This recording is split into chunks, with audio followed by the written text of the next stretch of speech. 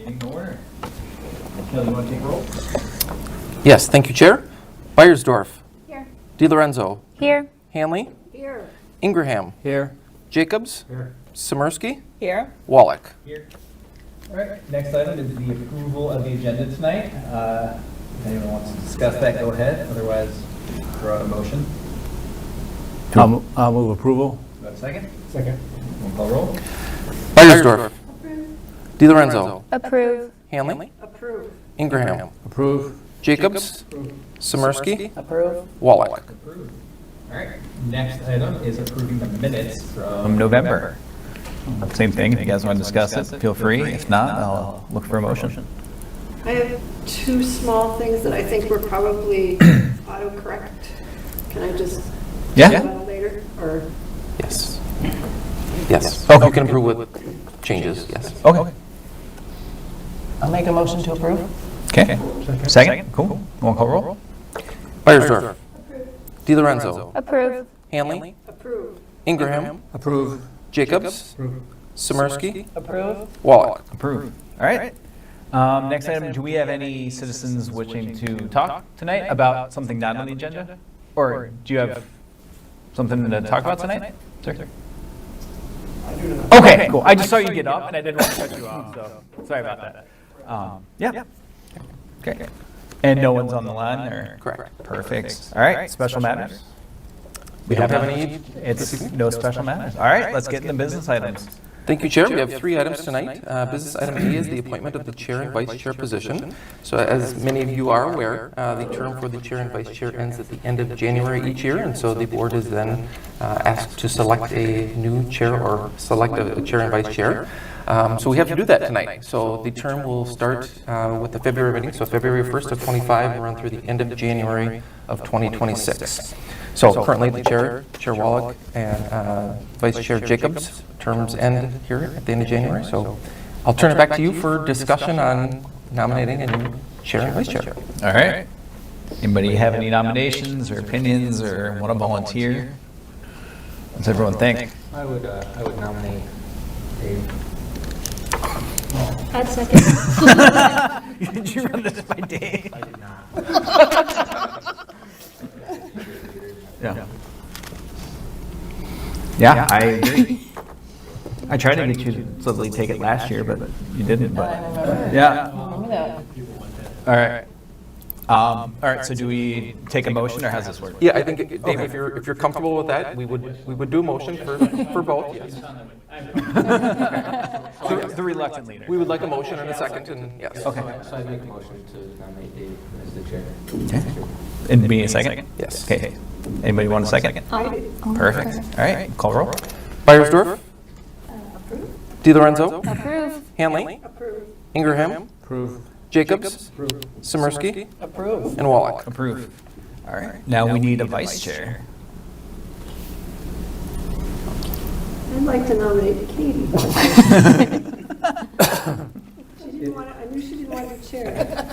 If she accepts, I would second. Agree. Sure. I would love I love it. Okay. Taxed by my car. So does anyone want to make a motion? I move that that Katie be vice chair. That's, I'll second. Cool. All right. Call roll. Beiersdorf. DiLorenzo. Approve. Hanley. approve. Ingraham. Approve. Jacobs. Samarsky. Approve. And Wallach. Approve. All right. I love it. Okay, we will move on to business item B, which is the farmer's market season summary. So I think you know that Park Board member Corey is also serves as our farmer's market manager, so she will take this report. Taking off my park board hat, putting on my farmer's market hat. We had our second year at the Ridgeville Commons Park. Oh, no, We I'm had I see it. some lower attendance this year than we had in previous years. I can't say that I can pinpoint exactly why. I would say that we had some rough weather. We had some, vendor issues. We changed the hours, which I don't really think affected it that much. But overall, it was just a slower season. But we did have a good amount of vendors. We had a good amount of community booths. We had great music. We had the Hennepin County Library came every other week to do story time with the kids. We had our pop club, which was very successful this year, probably more than previous years. We had one of our vendors especially who was very good at pushing people with kids to come over to join the pop club, so that was really helpful. We had a really good variety of foods. We had a lot of craft vendors. And, overall, I would say the season was successful in that we did what we set out to do. Why attendance was low, I can't really speak to that. But, as we go forward, we're thinking about other ways to increase traffic. So our plans for the upcoming season, we're actually in discussions. I don't know if it's been finalized yet, but we have been in discussions to change our location to the parking lot at the Marsh, which is on a nice main street. So it's very visible as opposed to when it was, at the ice rink. Also, I think part of the issue with the Ridgeville Commons was it wasn't on a main street. And so as much as we had increased our road signage to try to point people towards the market, I don't know that it was as effective as we had hoped. So we feel like having it at the Marsh on a main street, busy street like that, also closer to the original location, will hopefully drive more people back to the market. We also have talked about changing up the variety of vendors. We had tried to do more of a 50-50 mix between food vendors and craft vendors. We're thinking of pulling back on the craft vendors and focusing much more on food, but also by that same token, limiting the number of vendors that we have. So in the past, we've had about 30 to 40 vendors at each market. We're thinking of pulling back to maybe 25 to 30, and then really honing in on the food portion of the farmers market. We're also talking about, we had food trucks the past 2 years. They weren't as successful as we had hoped. It could have been the timing of the actual market hours where it might just not have been a time where people were hungry and they needed food. So we've decided to pull back and discontinue the food trucks going forward. And we're also talking about reducing the live musicians. Budget-wise, it was a drain on our resources, and instead, we have a great sound system that we would use when we didn't have music playing when the musicians were there. So we're thinking we'll just, use our sound system to have great music. And if there are musicians who are willing to play for no pay, we're happy to have them. I haven't heard much from many vendors that there are many musicians that they're willing to do that, but we'll see. There are some people who are just, getting out there and trying to get their name out there. So we may be able to have some live music at certain points. But so those are sort of our plans for the next year. We still have one more winter market. We had 2 winter markets so far. Again, attendance was down. I can't really, speak to why, especially the winter markets. They're usually quite popular. But for whatever reason this year, our November one was pretty low in attendance, and December was good, but not as good as in previous years. So we have one more market. It's full vendors, so, we'll see if maybe people are sort of clamoring for something to do on a Saturday in February, and hopefully we'll get some good attendance at that one as well. Any questions? Yeah. So how did the vendors, particularly the food vendors, did they feel like they sold enough? I mean, I'm not quite sure how that, Yeah. I suppose you survey them. but- Yeah, I mean, we talk to them pretty much every day that we're there. I just go around and I kind of have conversation with them. I feel for the most part that, especially for produce vendors, because we did pull back. The previous year, we had maybe 7 to 8 produce vendors, and they were competing with each other. Yeah. So they weren't selling as well. So this year we pulled back. We had, I think, 4 to 5 produce vendors at every market. And so they were happier because they felt like they weren't having to compete. They were getting more sales. So everybody in produce that I talked to was very happy.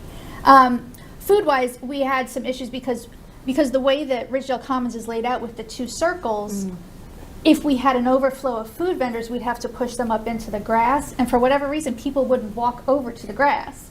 So a lot of the food vendors up there didn't get as much visibility as the ones down in the paved circle. So there was always a lot of, disgruntledness about why are we up here, why are we not down there. So hopefully at the march we'll be able to spread it out so that everybody's getting, people to see them.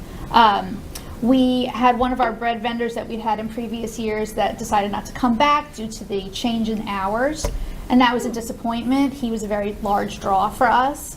We're not looking at changing the hours back to 3 to 7 because from that 6 to 7 hour, we just didn't have any attendance. So it just seemed better to just move it up an hour. And so that way, people want to go home and they want to eat. The other good thing about moving it to the marsh, I forgot to mention, is that they do music in the park on Tuesdays, right after what would be like the end of the farmer's market. But because we were over at Ridgedale Commons, how many people were then actually going to go over there? So they were having to choose. Now, hopefully, we'll be able to get them at the market and then move them right over into the music in the park. So hopefully that'll be a bigger draw as well. And there's enough space in the Marsh parking lot. I guess I don't drive that way Yeah. at 3 in the afternoon or 2. So There's a section of the parking lot right when you're driving down Minnetonka Boulevard before you actually get to the marsh. There's Yeah. a big section of the parking lot that's usually empty. Like nobody even parks over there. So it's a very big area. We've looked at it a little bit. We could fit definitely more than 30 vendors, but again, we want to kind of pull back and be more selective with what we have. But yeah, it's a good amount of room. Plus, a lot of the vendors, they're used to parking their vehicles close by, especially the produce vendors. They want to be able to move product in and out. This will give us the opportunity to let them do that. They may not park right behind their tents, but they'll be close enough that it won't be such an issue for them to have to go all the way out to the parking lot at the mall and then bring their stuff in. So hopefully it'll make them a little bit happier too. Are you available to manage the market again this year? I'm still pondering. Okay. At the very least, I'm going to make sure that it gets up and running smoothly. Yeah. Thank you. Is there space? Because I feel like one thing I'm just maybe a little sad thinking about is Ridgedale, thinking of the kids who played in the water, and then also the space, a lot of gathering space, the time in which a visitor was there. I'm wondering if it's longer.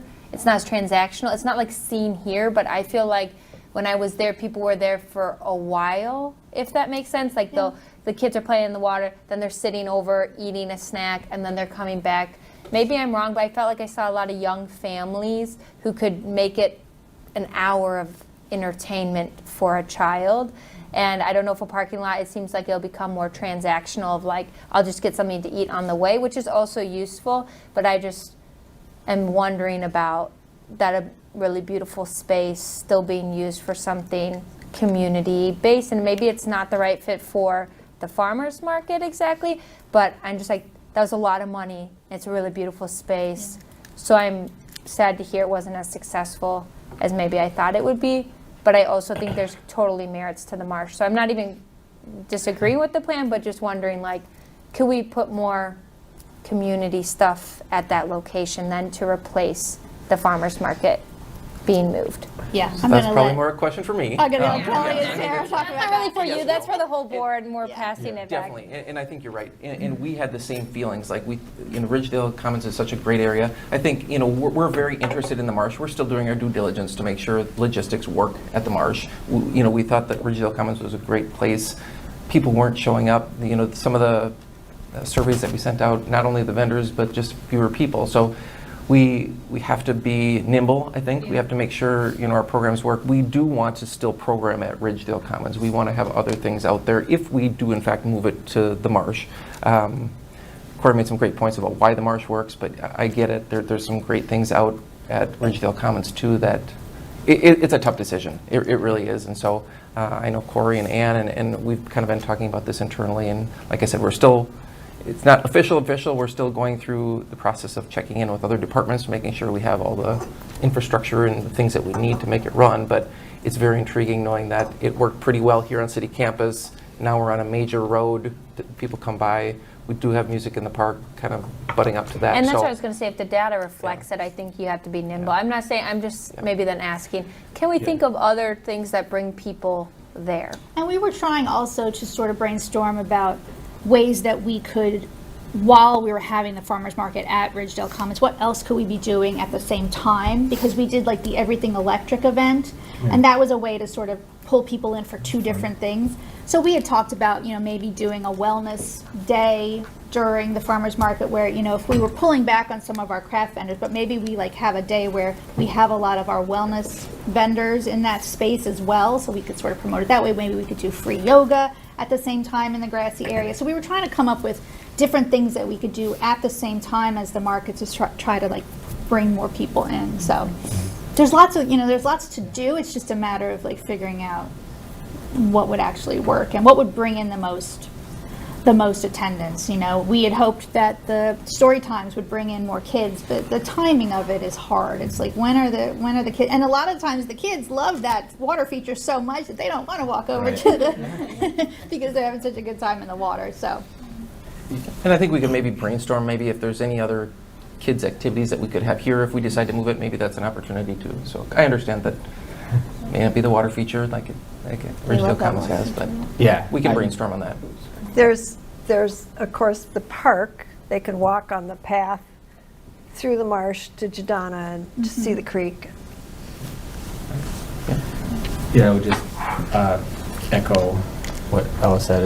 I thought you guys did a great job. So I'd be curious if you talk to other markets and see if they're down as well, because it seems like that is a really good spot. We put a lot into it, and that's my daughter's favorite thing in the world was coming to the market, picking out her treat, and sitting at the water and eating the treat. And so it does just change it going to the marsh. I think, the other thing we have to think about is the fact that while it's great, to get the community out, we have to also think of the vendors as well. And a lot of the vendors were not seeing, a rate of return that was worth it for them. So we did have vendors pull out, mid-season, and as we went, we'd see less and less vendors because they just weren't seeing that it was worth it for them financially to be there. So we also have to consider, how are we going to keep vendors there? We don't want to keep losing vendors because of low attendance, and so it's another thing to consider.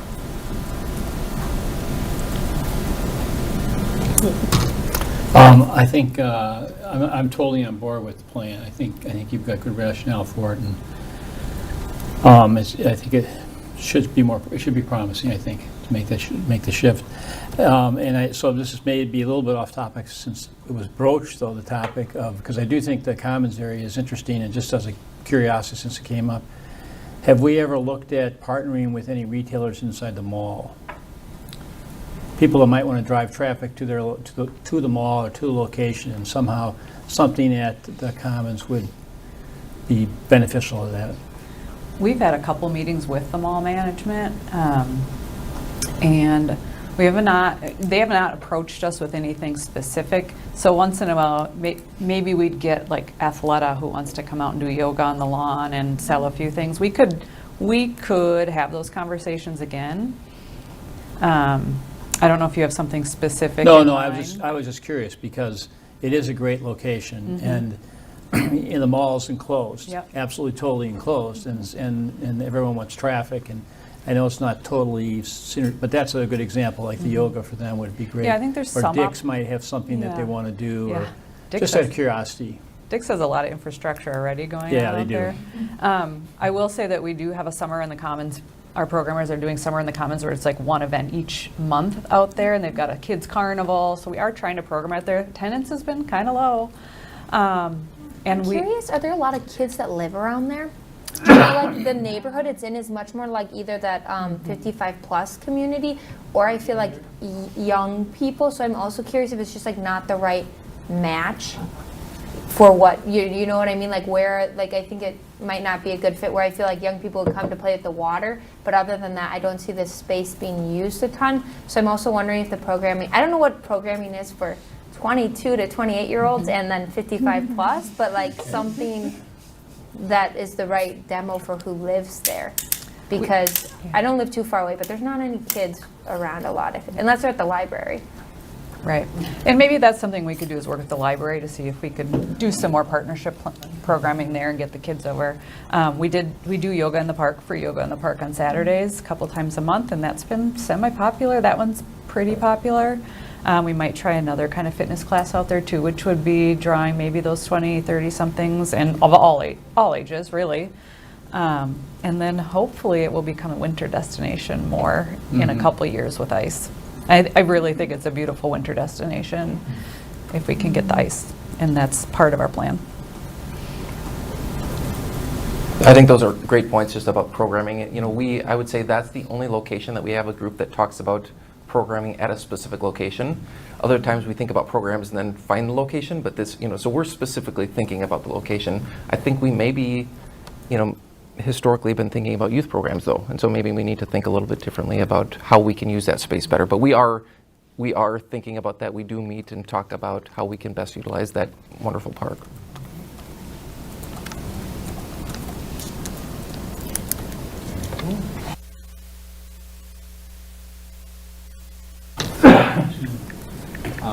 All right. Moving on. Moving on. Sounds good. Thank you, Chair. And the last business item we have is business item 7C. That is the cooperative agreement relating to the joint recreation program. So I think most of you know that we have a joint recreation program with the City of Hopkins. So we've got a joint a JPA with them that started back in 1986.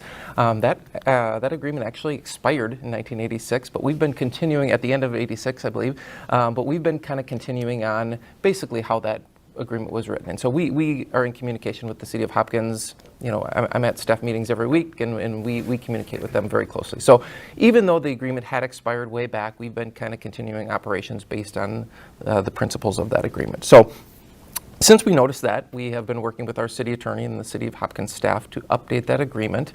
I would say, you know, this is more of an FYI. Definitely, if you have comments or questions, we'd be happy to answer those. But we are just renewing this agreement. We are kind of getting it up to date, putting things in there that are more how we're doing business right now.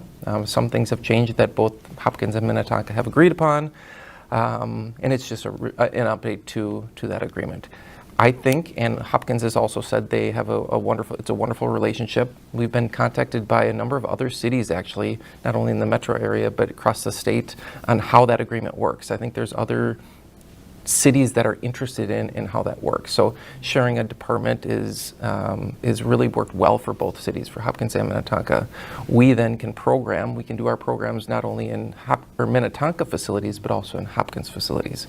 So parks, facilities, it really expands our options for when we want to program. So it's been a very good relationship with the City of Hopkins. I didn't see many changes that, you know, to the old agreement. Obviously, it's updated language, things like that, but we're excited to make it official, and Hopkins is as well. So happy to answer any questions. This is again, something that the principles of the contract really stay the same. So. I don't have any questions. I started reading through the contract and I'm like, this is all legal stuff. I have no idea what's going on right now. But I mean, yeah, I think it's great. I think working with Hopkins, is, like you said, opened up a lot of avenues for activities and possibilities. Yeah, it's been awesome. And this is more just curiosity. So, like, why? It looks like the initial thing was just for 5 months and then it expired. I mean, was there a reason that it just expired and nobody was like, let's do another one? That's a great question. Okay. Yeah. I think, you know, I noticed it with the assistant city manager of Hopkins last year that this contract had expired. And so, although we were, like I said, we have been operating this way, and it was, everybody was happy, things were going well, so I don't think it was a rush to get it done, but we obviously wanted to make sure we got the agreement done, so. Sure. And thank you for that. I think relationships, even though this is about Hopkins, we are always looking for partners. We're always looking for ways to get better, and a lot of times that's partnering with different agencies, whether it's Yep. another city, a county, whatever it may be. I think we're always looking for that, because it usually does make things work better, so. Yeah. Thank you for that comment. Curiosity, two things. One, I'll put them both out there, and you can. One is there's a lot in here about dispute handling and issues and staffing if there's issues. Just curious if any of that's ever happened, not in the gory details, or just if it's been a pretty smooth thing all the way along. And the other thing is just a small point on page 21 of the packet. The original document says it's recognized that the recreation director is also serves as the park director for the city of Hopkins. Was that the case in '86? Yeah, so, Because now it's Minnetonka correct. So your first question, no, I'm not aware of any issues. disputes that have ever had to get settled by the cities, and I don't know. I I'm was not the curious if it park was a director. typo or if it really was in Hopkins then. In 1986, I couldn't tell you. I don't know if they were the park director at that Yeah. point or not. They currently, both cities now have the Joint Recreation Department, and then under their Public Works, they have their Parks Division. So I don't know if in '86 there were. Just curious. It was also the park director or Yeah. not. I have never served as the park director for Hopkins. No. Or Are you- Dave, or Dave, no. Or Dave, or It was my probably their predecessor, title in right. Hopkins I'm of their sorry? public works staff. It was probably the title of, it was in Hopkins, correct? Well, it says it's written like it would be Minnetonka, everything Oh. above it. But then it says it's also recognized that the recreation director also serves as the park director for the city of Hopkins. Oh, yeah. So either I haven't been fulfilling my duties, or no, Just that's something where obviously we cleaned up a lot of language as well. So yes, but in general, this is a good thing for both cities that we're aware of. So no formal action tonight. We're just wanted to put it out there. If you had any questions or comments, Are you going to re-examine whether the split is, the 2/3, 1/3 is still good, or you just assume it is, or? we did talk about that, and we came to the agreement that we would keep that. Correct. Yep. Is the rationale on that, the population size would be? I think it was initially, and the population size maybe has shifted a little bit, but I think just as far as when we looked at resources as well, there were kind of gives and takes from both cities, and I think it still made sense to keep it the way it was. So, and the plan would be for the city council to approve this in Hopkins January 21st, and then in Minnetonka January 26th. So at the end of the month, both city councils would approve this agreement. So that's all I have, Chair. Okay. All right. Reports from staff. What's been going on? That's back to me again. Before we get into the info items, I just wanted to take a couple minutes and thank a couple park board members. We have 2 park board members that will end their terms, and this is their last meeting. So our chair, Chris Wallach, and Ella DiLorenzo, this is their last meeting, so I just wanted to take the time to thank you. I know we've kind of talked about this a little bit beforehand, but we really appreciate the time and effort that goes into being a park board member. I know the salary is wonderful, but people don't realize probably how much goes into that. When we send out packets and you're going through reports, providing feedback, I think it's really important. These positions really mean a lot to the city. I know the city council appreciates that, and so I just wanted to say thank you. I wish you all would stay longer and could stay longer, but so with that, we'll have a few new park board members. I know the city council is interviewing for park board members here in February.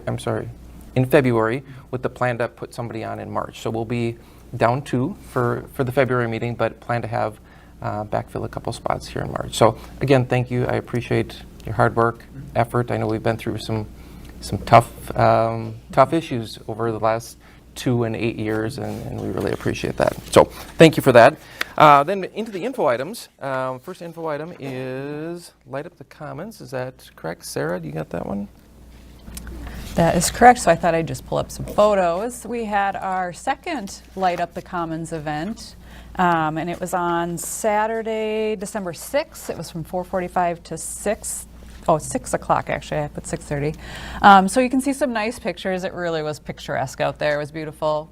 No snow, but it was we had a really warm day. So attendance was up. We had about 300 people there. You can see this one. This is a fire dancer.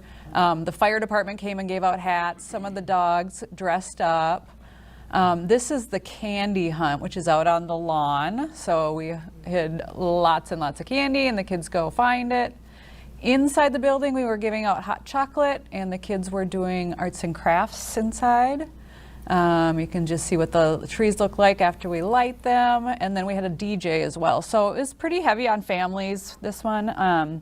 People had a really good time. It's a shorter event, but it should typically be very cold on December 6th. It was actually quite nice this day, which helped our attendance. And I think it was the Kid Create does our arts and crafts, and the woman working just said, this is just like being in the Gilmore Girls or something, like it was like this picturesque little town. So people do enjoy being in the park, and especially when you light those beautiful trees, it's nice. So again, like I said, hopefully there'll be even more winter usage in the future. So it was a great event. Matt, you want to take the second one with the ordinance update? Yes, thank you, Chair and Board. So on November 18th, the City Council adopted changes to 2 ordinances. The first one related to off-leash dogs citywide. The second one related to off-leash dogs in our parks and on city property. As part of that ordinance change, the City Council advised staff to assemble a community work group. The idea would be that this community work group would be comprised of staff, residents, including park board members, and that we would essentially be looking over the city land and trying to determine where designated off-leash areas would make sense. So a quick update on that process. Applications were made available on Minnetonka Matters for a few weeks at the end of 2024. We received 34 applications for roles on that work group. The work group generally will provide recommendations for the location and the features involved in these designated off-leash areas. So fencing, parking, a variety of considerations will go into that process. There'll be 2 representatives from PAWS, which is the more recently formed group that is essentially advocating for off-leash dogs and their wellness in the park system. And there'll be 2 representatives from the Friends of Minnetonka Parks. Both those groups provided their 2 desired members for this work group. We will also be joined by 5 additional applicants, which will be selected from the applications that we received. Currently, City Council and the Mayor are reviewing those applications that we've received. And at the next Monday, January 22nd, City Council meeting, they will be receiving a list of and essentially appointing the folks for that community work group. So generally speaking, the recommendations for this work group will be presented to the Park Board and the City Council prior to the ordinance being effective. That date is May 19th, 2025. So the intention of this work group would be have our first meeting on January 22nd, Wednesday, January 22nd, and then a meeting in February, one in March, and wrap up recommendations for the effective date of May 19th to take place. Thanks. Thank you. Then we'll move on to. Can I ask one question? Yeah. Are you who's the leader of the team? So Is that your role? we or- are bringing in outside consultant who works in community engagement. Leslie and myself will be at these meetings more to answer questions and sort of keep the gears rolling. But yet we're bringing in a consultant to set the tone and set the expectations of the group. Sort of keep the temperatures down as necessary and keep everybody engaged and moving along rather quickly is the intention here. So, Okay. yep, I'll be a Great. participant and helping to keep it moving along. Okay. Okay. Thank you. Moving on to the upcoming schedule. So your next meeting is Wednesday, February 5th. Just a note, we don't have a meeting April 2nd. There's a lot of spring breaks that week, so we are taking that week off. Likely, although we didn't put it down, we'll have the Grays Bay Marina report and then the field usage report. Those typically come in February or March, so we'll have those there. Other activities, Sauna in the Park continues. We're weekends, so we're Friday, Saturday, Sunday through April. Just a quick note on that. I looked at the numbers this morning, and I think we had almost 1,600 reservations for Sauna in the Parks. So it's been, 8 per time slot, and it's been every weekend. It's just been busy. It's been packed. It's pretty booked. There's some spots, here and there, but like next weekend is booked, and so it's been a really popular program out at Shady Oak Beach. Do you do a hole in the ice or not? We do have aerators out there. Yep. So the dock goes, and there's probably I would say maybe a 20-foot semicircle that is open water. What we're seeing, and didn't realize this, was we have people who went out there and registered and are meeting people and then are going out there with them again. So they're just kind of meeting people and say, I'm coming out next week or whatever it may be. And so I think we're finding a lot of repeat users, which has been very interesting. So that program has gone very well. Like I said, over 1,500 reservations. Some of those are group reservations. So we probably had over 2,000, maybe 2,200 actual people out there. So that's very popular. So continuing through April, Fridays, Saturdays, and Sundays. We did have extended hours over the holiday season. Kids Fest would be Sunday, February 2nd. So that's one of our big free community events. And then as Corey mentioned, the last market, winter market, is Saturday, February 8th. So that's all I have. All right. Moving on, Park Board member reports.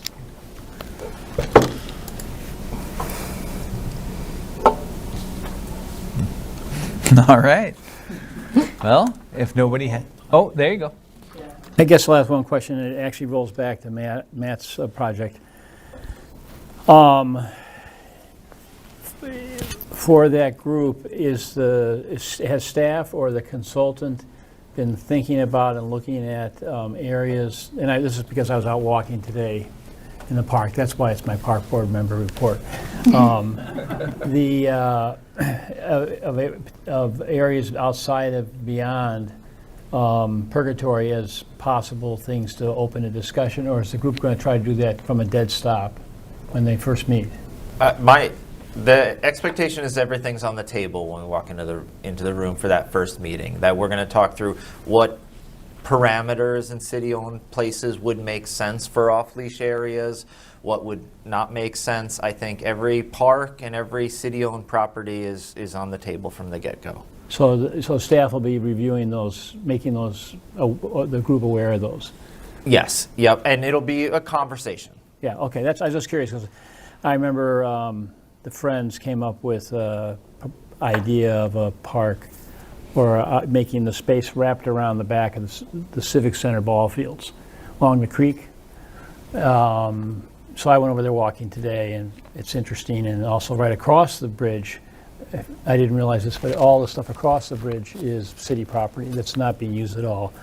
And so I'm just kind of curious if, besides park space, you're going to be flagging, here's areas that are park or city land that are unused that might be options. I could see us, the second meeting, producing in advance of that a lot of maps that we would be reviewing. Great. Here are sort of the parameters which would make sense from a safety, natural resources impact, whatever concerns related, and here's those parcels or these areas of parks that generally fit those criteria. Great. That's great. Thank you. Okay. All right. We are at that point. Anyone want to make a motion to adjourn? Yeah, I'll make a motion to adjourn. Yeah, second? I'll second. There you go. All in favor? Aye.